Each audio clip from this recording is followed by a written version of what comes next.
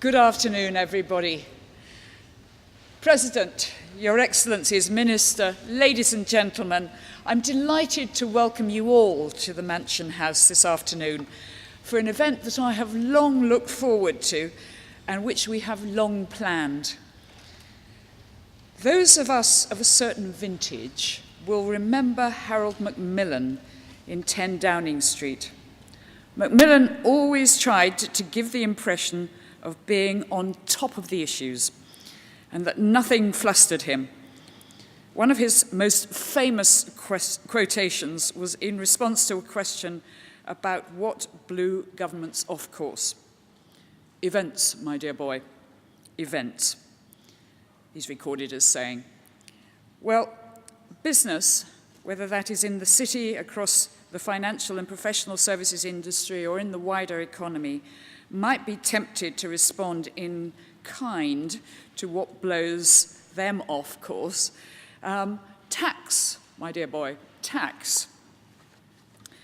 There are a few issues that are technical and complex, but none more difficult, I think, than tax, and none which provoke such political and public reaction.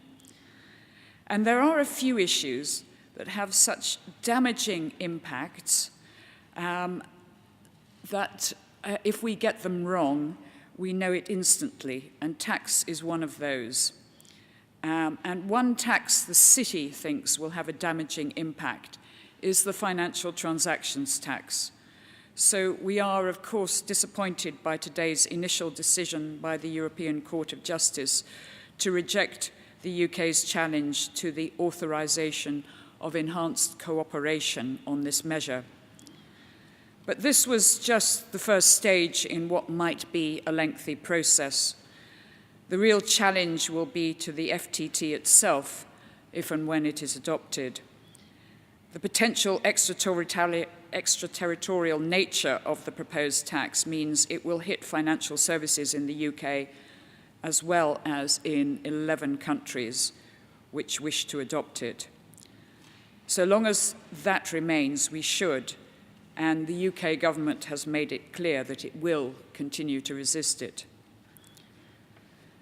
Today is part and parcel of what Lord Mayors do best: to convene experts and contribute to public debate, and drill down into the pressing issues of the day.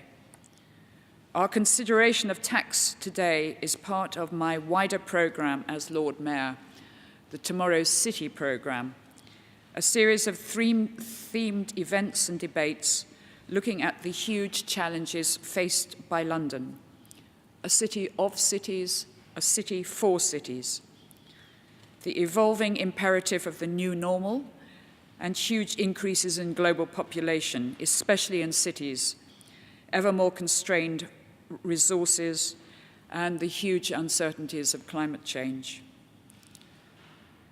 But also how our collaborative and creative activity and energy can transform those challenges into opportunity, the vast, perhaps even limitless opportunities for business to meet the new normal head-on. But business can only innovate and can only invent the solutions to tackle that new normal if it is given the space and headwind to do it. That is certainly true of regulation, ensuring that business behaves properly, but ensuring that regulation and the costs of regulation are proportionate and do not actually obstruct the ability of business to do business and stay competitive. The same is certainly true of tax. If we don't get tax right, then we contribute to a climate of uncertainty, and uncertainty is the enemy of business, which must have stability, predictability, and clarity if it is to make investments, plan for the future, and prosper, creating jobs and growth. And we need to get it right first time, as history has shown. In my messaging abroad, I've pointed to the strengths of the UK tax system, with the stated aim of the government to create the most competitive tax regime in the G20, with the corporation tax rate one of the lowest in the world, with various incentives for investment and a competitive personal tax regime for inbound executives. The UK is succeeding in attracting new headquarters and European hubs, which, through their substantive presence, make a substantive contribution to the UK economy, and headquarters functions benefit the cluster of services and benefit from the cluster of services and expertise available in the UK. Everything from legal advice to banking, advertising, and accountancy. But tax is also frequently raised with me as a concern by business leaders who are in the main well disposed to the UK, from Hong Kong to Greece, while in the Gulf I met anxiety about the domicile rules, inheritance tax, capital gains tax on the disposal of property. It is important that the UK gets the balance right in designing new measures and does not discourage investment, but at the same time making sure the Exchequer gets a fair contribution. And those business leaders have also noticed some distinctly unhelpful rhetoric about tax paid by business, which has fueled a public perception that business does not pay its way, with some major British employers publicly vilified and tax advisors occupying the circle of hell, normally the exclusive preserve of bankers, estate agents, and lawyers, as well as politicians. That is unfair.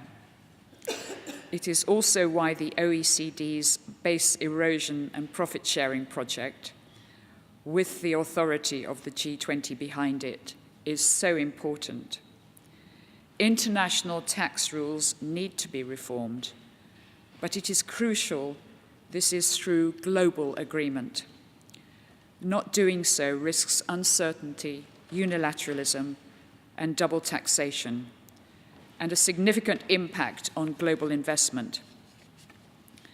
And I know that a good tax advisor will always advise his clients or her clients to avoid aggressive tax schemes, which are at risk of being far too clever by half, throwing their clients and their moral compass into a harsh and unforgiving public and media spotlight, as well as being put through the mangle of HMRC.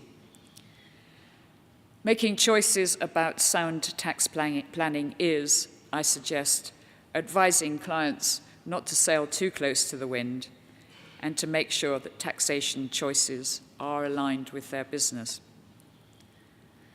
And that is why I am so pleased that today we have the opportunity to drill down into 1, tax competition. How attractive is the UK for international business, investors and entrepreneurs? And has the government achieved its stated aim of creating the most competitive tax regime in the G20? What now follows from the government's corporate taxes roadmap, and what can we learn from other countries' experience?